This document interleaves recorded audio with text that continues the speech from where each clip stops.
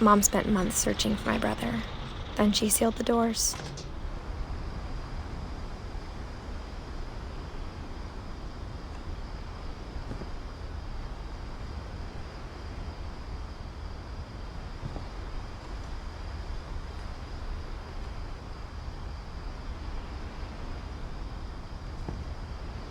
Whatever Milton had found in the house, Mom didn't want it getting out.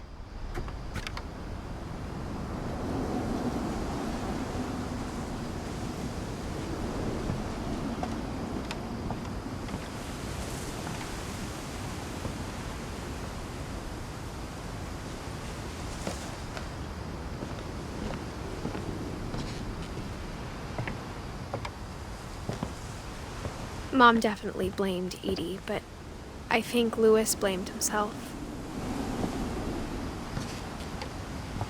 After he graduated, he just spent more and more time in his room, until Mom got him a job at the cannery.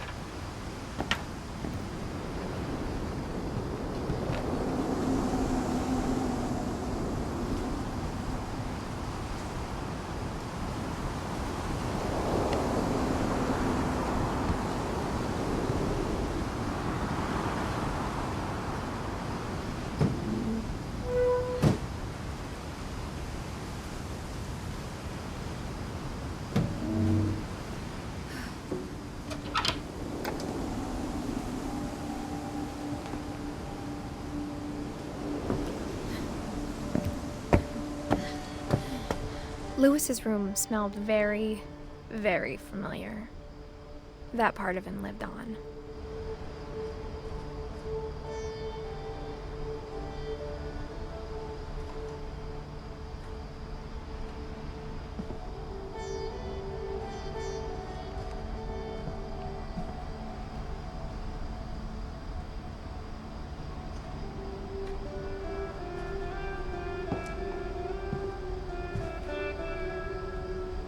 Louis and I spent a lot of time playing games together, but he was surprisingly bad at them. He died a lot.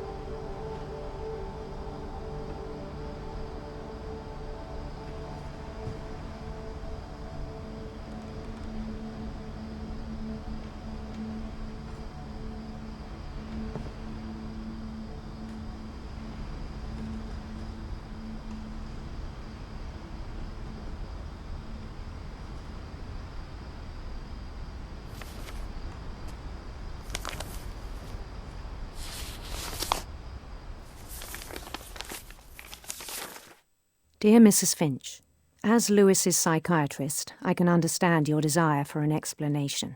As I see it, the trouble began in January, shortly after we convinced your son to seek treatment for substance abuse. Newly sober, I believe Louis first noticed the monotony of his daily life.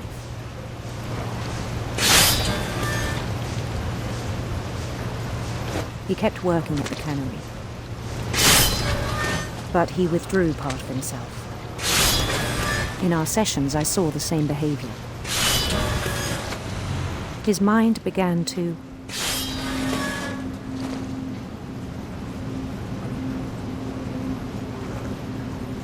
wander.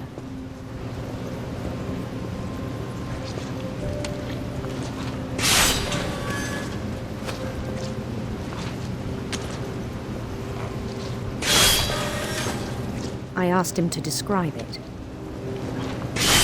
He said he started small,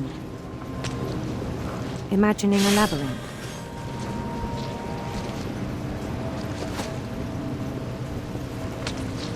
He'd feel his way about. Then something moved. Bats. And toads.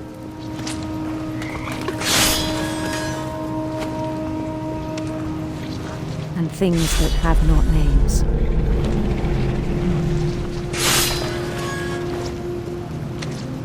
He knew it was all in his head.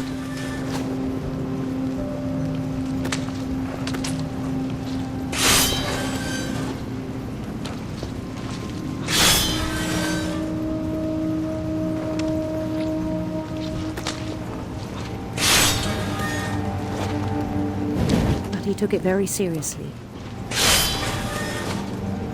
I had hoped he'd find himself.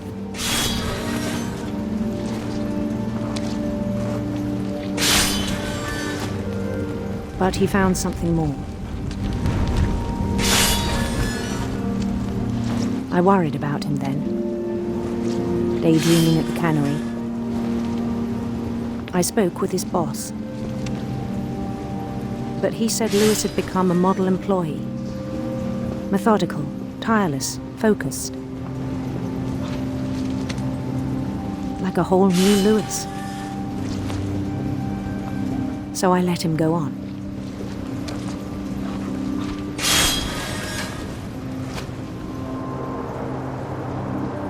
I even encouraged him. It seemed very promising at first. He told me he'd made a new friend.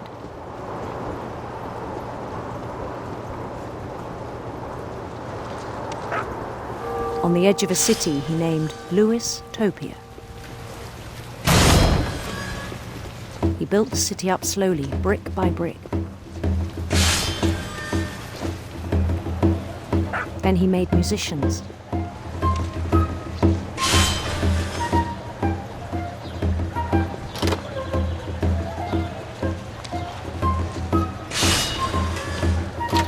And songs for them to play.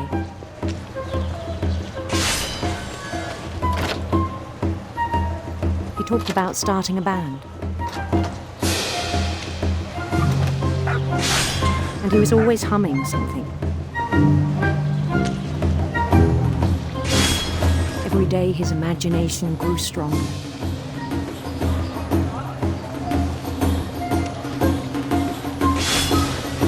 He no longer spoke at the cannery.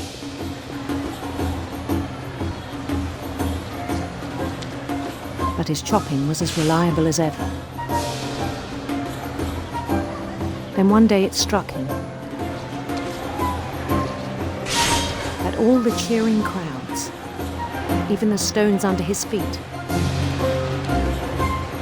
were all in his imagination. So he could do whatever he wished.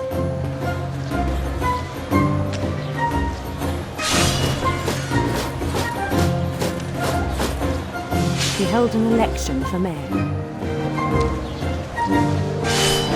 And he won.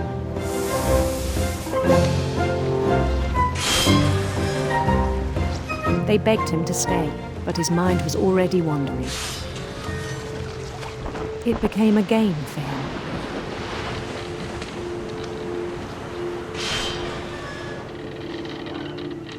He'd conquer a city, then immediately push on.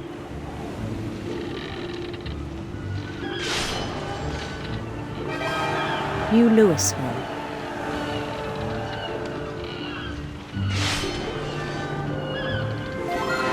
St. Louis. He started drifting away from our reality.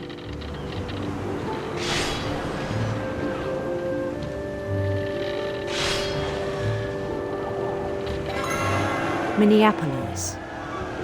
Until one day he forgot to go home from the cannery. Even as his mother pleaded with him, part of Lewis kept sailing on.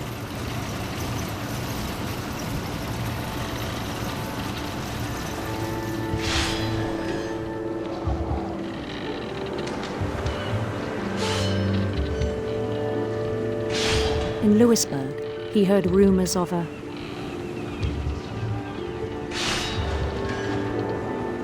handsome queen.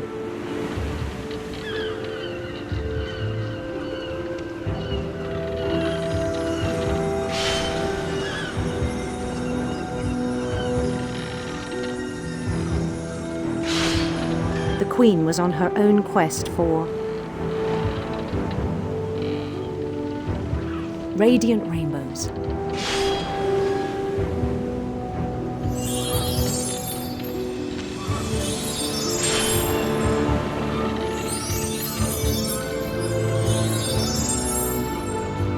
He followed the sound of her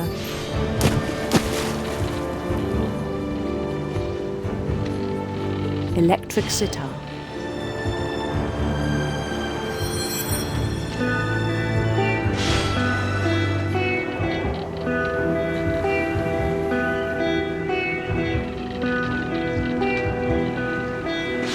His chase led him to a golden palace east of the sun and west of the moon.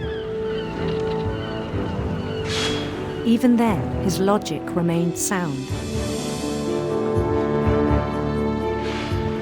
He knew the world was all in his imagination.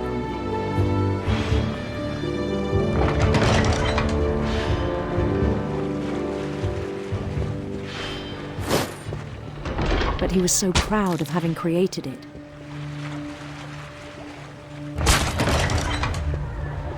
In his own eyes, he'd become something greater than a king.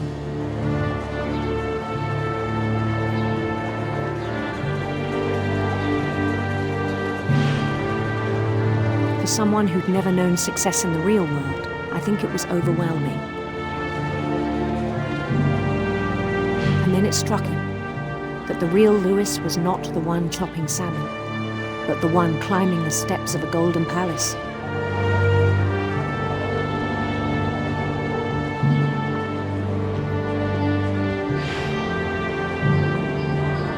My imagination is as real as my body, he told me. It was hard to argue with him.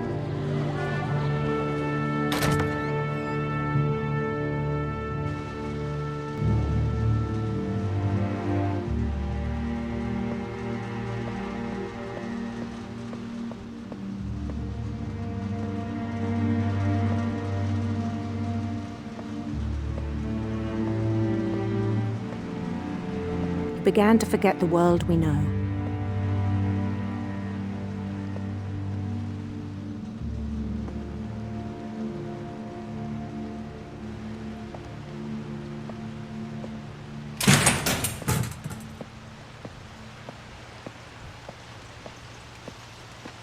I think it pained him to remember Louis, the cannery worker.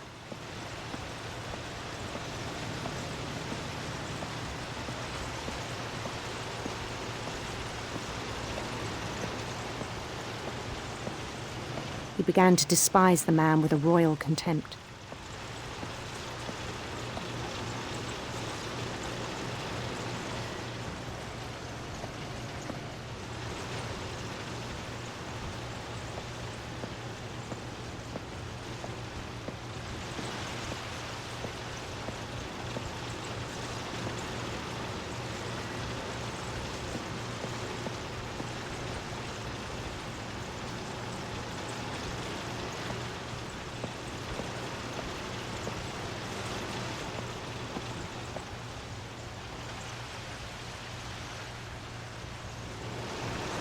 I still thought I could save him.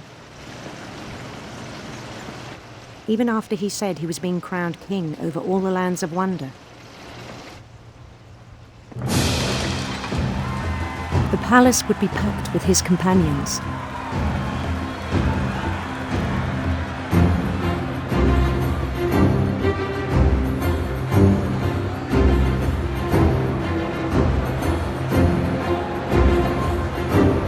Including the wise Calico who'd insisted on advising him.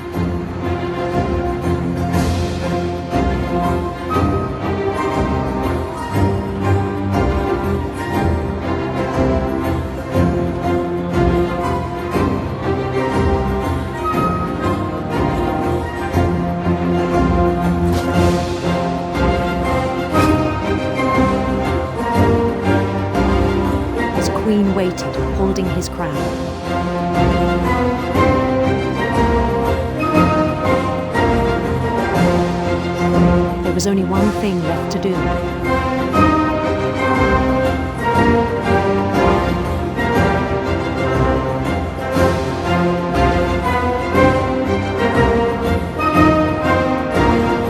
Bend down his head.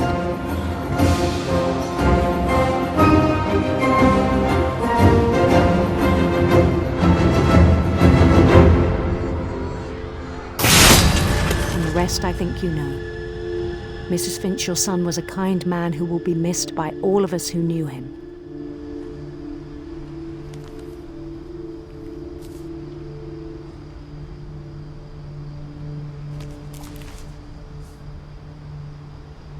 My brother was really cool. I wish you could have met him.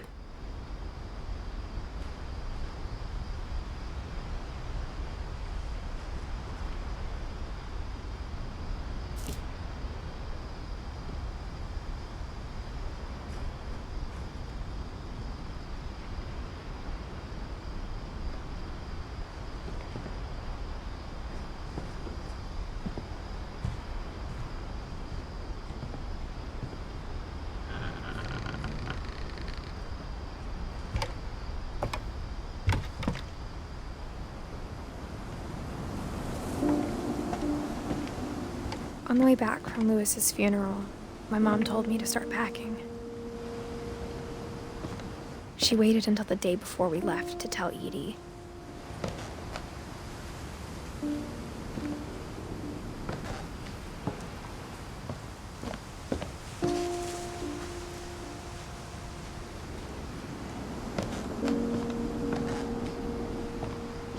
I'm not sure if she wanted to make it easier or harder.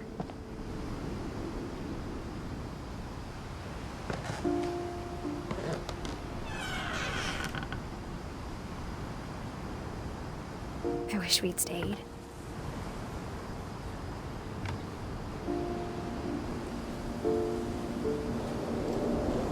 But I understand why we left.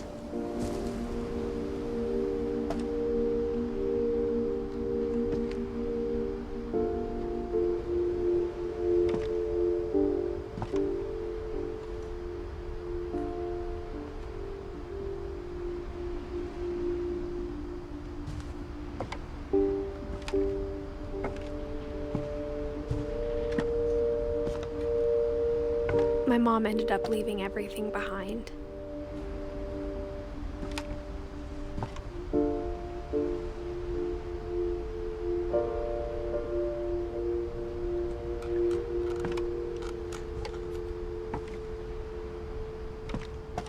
What happened that night had been coming for a long time. Maybe it should have come sooner.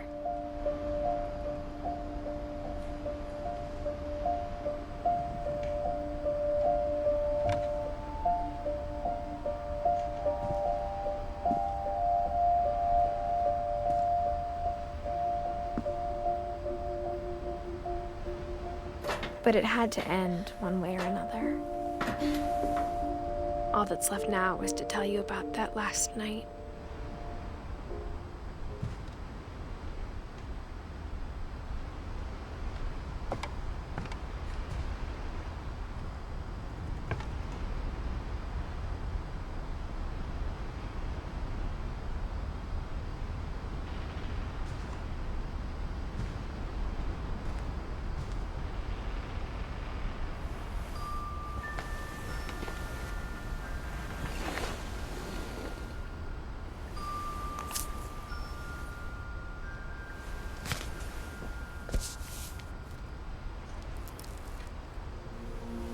That whole last day, Edie just watched us pack and didn't say a word. Until supper, when she raised her glass and said, "To our final night together, and all our final nights apart." Grandma, you know what I said about alcohol. Some of your medications are very Edith, specific. I left a present for you in the hallway. Why don't you go open it? The grown-ups have to argue now. I'm sorry, you're right. We're all leaving tomorrow. Let's just enjoy our last... I'm not leaving. Edith, you're excused.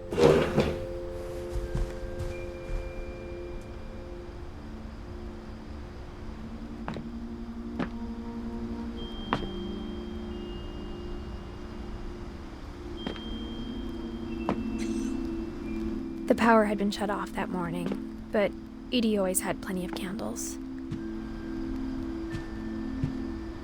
When my mom sealed the library, I don't think she knew about the other entrance.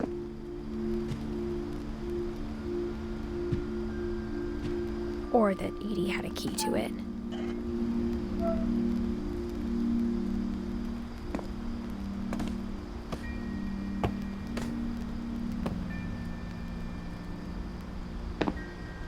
That thing you're afraid of isn't going to end when you leave the house.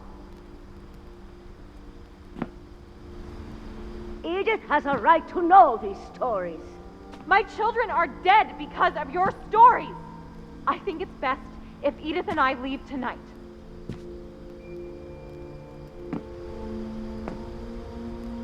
We'll have the nursing home send a van for you in the morning, okay?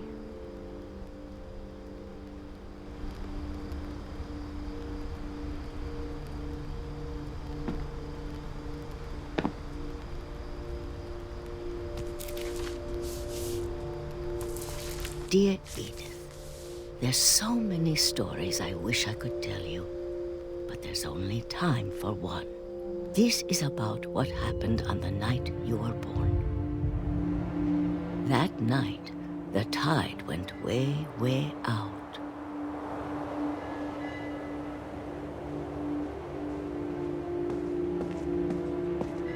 It was the first and last time I ever saw the old house aground.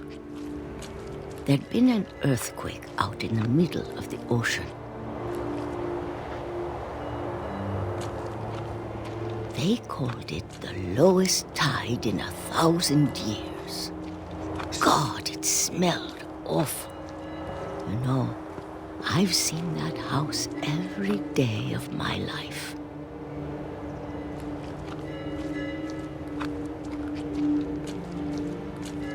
I never thought I'd go back to it.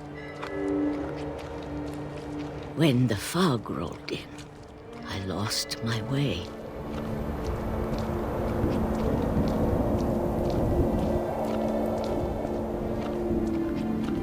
I got turned around.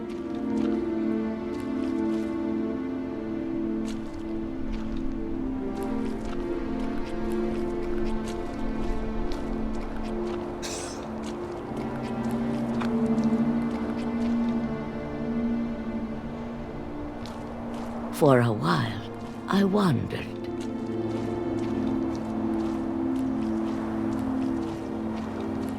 I started seeing things.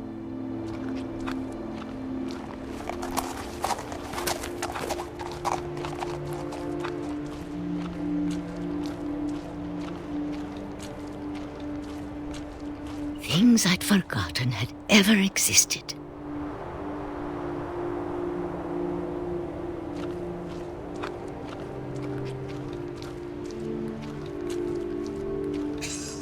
When I saw them, they felt like old friends.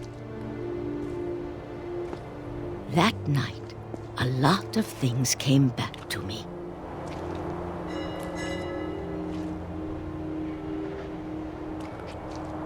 Or maybe I came back to them.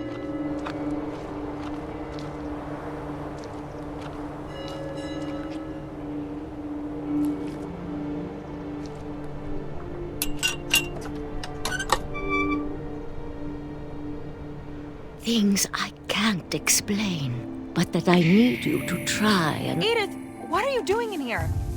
It's mine. Edith! Mom, you're gonna rip it! Let go!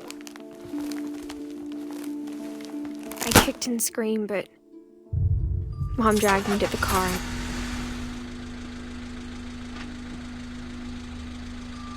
I never saw Great-Grandma Edie again. The next morning, the van came to pick her up, but she was already gone. After that, we moved around a lot.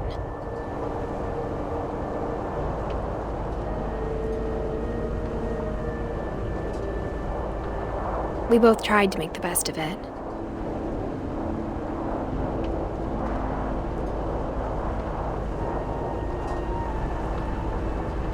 A few years went by.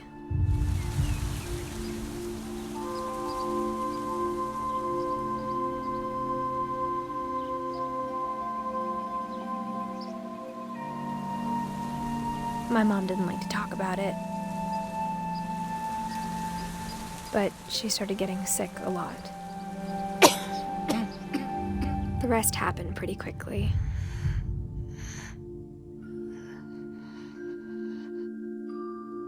She got better for a while, and then she didn't. And then I was alone.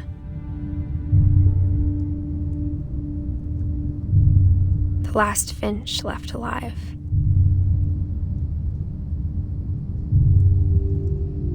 Until I found out about you. I'm still not sure what to tell you about all this. If we lived forever, maybe we'd have time to understand things. But as it is, I think the best we can do is try to open our eyes.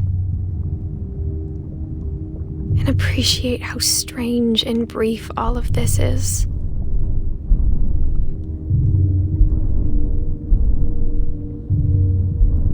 This journal was supposed to be for you.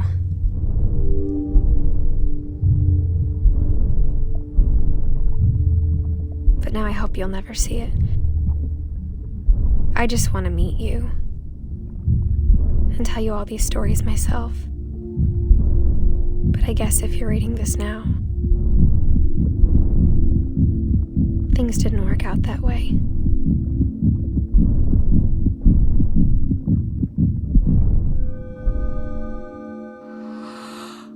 This is where your story begins. I'm sorry I won't be there to see it. It's a lot to ask, but I don't want you to be sad that I'm gone. I want you to be amazed that any of us ever had a chance to be here at all. Good luck.